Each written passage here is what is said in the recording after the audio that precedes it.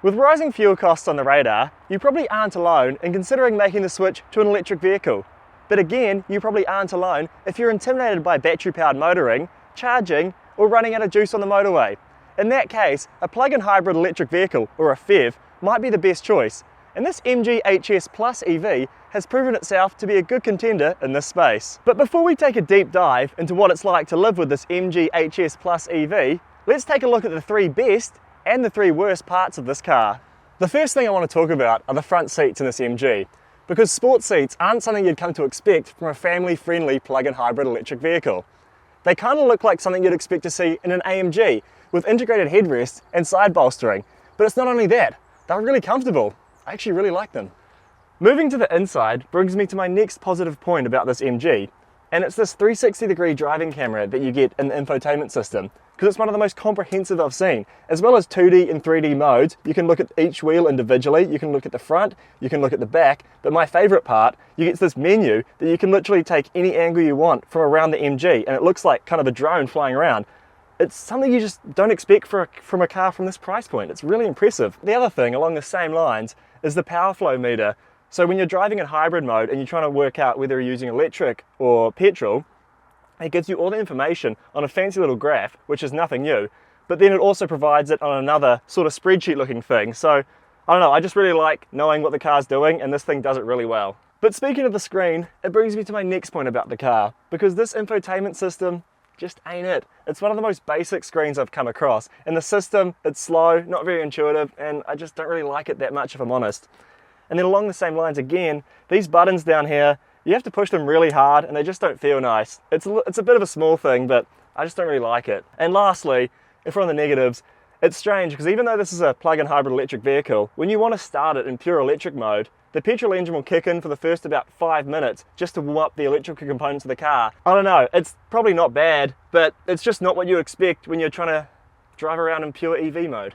On the design front, there isn't really too much to talk about with this MG. But that's not necessarily a bad thing, because it's, a pretty inoffensive looking car. It's a modern SUV, it looks nice. It does get dynamic indicators, which is cool, because it's quite a premium feature for a car at this price point. And a telling factor that you've bought the Essence over the Excite are these big 18-inch baller alloy wheels. Who doesn't love those? Another fun fact about the MG is that it gets flaps on both rear quarter panels. This isn't a good or bad thing, it's just kind of interesting. But I was a little confused when I first got in. Turns out, one's electric and one's petrol. Like the powertrain, it makes sense. Back here, those that opt for the range-topping Essence variant will get a power tailgate. If you go for the Excite, you have to deal with a standard one, but that's fine in itself.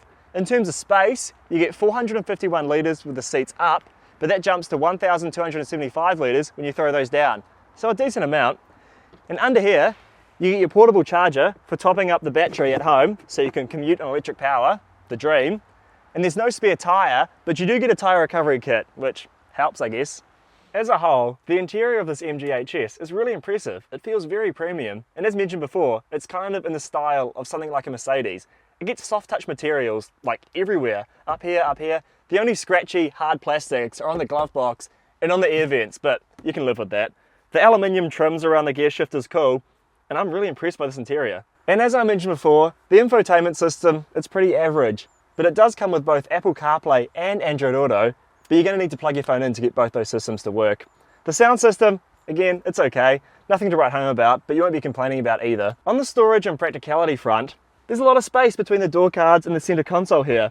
And in the middle, you get a 12-volt power outlet, as well as a couple of USB-A sockets. But us USB-C fanatics, there's nothing for us here. And as I mentioned before, these buttons are annoying to use, and there's literally no volume knob at all, so you're going to have to press buttons to change volume, which I don't really like. And lastly, all the climate control controls are housed within the screen, which, no one really likes, do they? Back here in the second row, the same thing with soft touch materials carries through, but there are a few more hard surfaces back here. You get a couple of USB-A sockets, which is good for charging phones, I guess, and the panoramic sunroof offers great visibility. It's honestly massive. The space back here, it's vast, and there's plenty of head and leg room. The middle seat isn't raised, and it's not quite a flat floor, but if I sit here, there's still plenty of space, so I can't see why 3 adults wouldn't be able to fit across here. On the running costs front, MG claim this HS PHEV will be able to drive up to 63 kilometers on pure electric power alone. But we were pleasantly surprised to find that it'll actually do more. During an urban cycle of testing, we found that it would do 63.6 kilometers on pure electric power. Amazing, I know. On the fuel economy front, MG claims a figure of 1.7 litres per 100 kilometres. But this isn't entirely realistic of a real-world scenario because it assumes that drivers always have the battery topped up before departing on their drive. In real-world testing, we found that it would do around the 5.3 litre mark in hybrid mode with a full battery, but when that battery is depleted, it jumps up to around 9.1 or 9.2 litres per 100 kilometres, which isn't great, but it's kind of what you'd expect from a PHEV of this size. And during this urban cycle of EV testing, we found that the HS consumes 20 kilowatt hours per 100 kilometres driven. In terms of servicing, MG Australia offers a capped price plan for the HS Plus EV, which costs $2,922 and covers the car for up to 7 years or 70,000 kilometres, with service intervals every 10,000 kilometres or 12 months. It's also covered under MG Australia's 7-year unlimited kilometre warranty. Over the last 12 months, the median budget direct customer paid $1,042 to comprehensively insure their MG HS. Your premium may vary based on things that insurers take into account, such as your age, driving history, where you live, and whether or not you garage the car. As is the case with a lot of plug-in hybrid vehicles, the powertrain of this HS Plus EV is quite complicated. So under the bonnet sits a turbocharged petrol 4-cylinder engine that makes 119 kilowatts and 250 newton-meters of torque. This is then paired with an electric motor that makes 90 kilowatts and 230 newton-meters of torque. All up, both power sources combine for a total output of 189 kilowatts and 370 newton-meters of torque. This is sent exclusively to the front wheels via a 10-speed automatic transmission.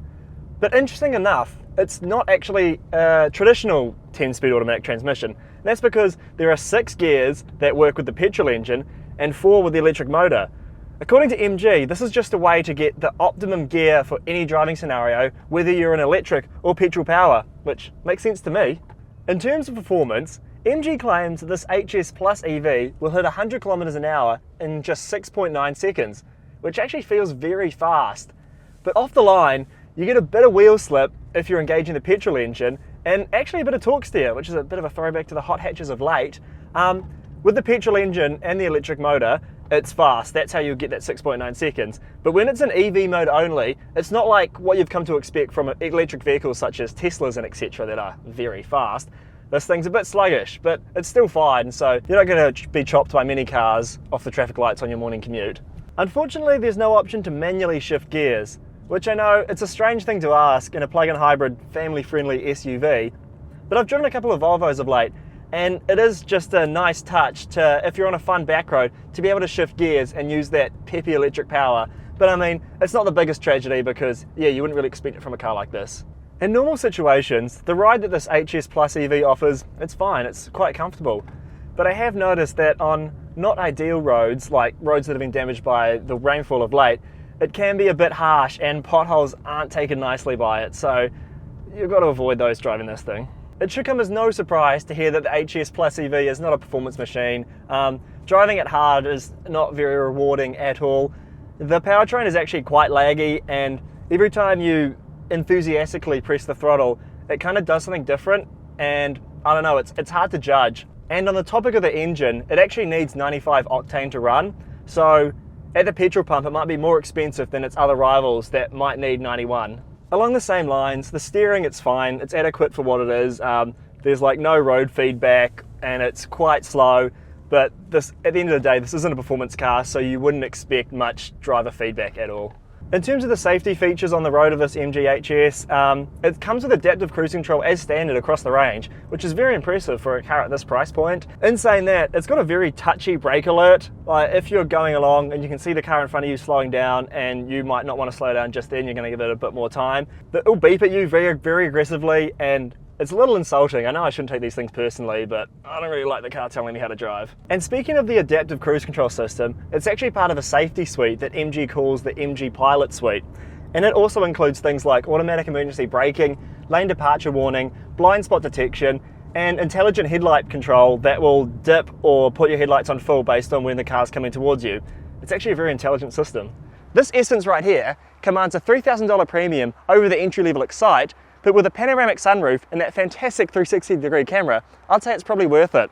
And as I mentioned at the start, the PHEV is a great way to introduce motorists to electric motoring, because you've got all the benefits, but none of the range anxiety. And those are my thoughts on the MG HS Plus EV. Let me know what you think in the comments down below, and while you're down there, don't forget to subscribe.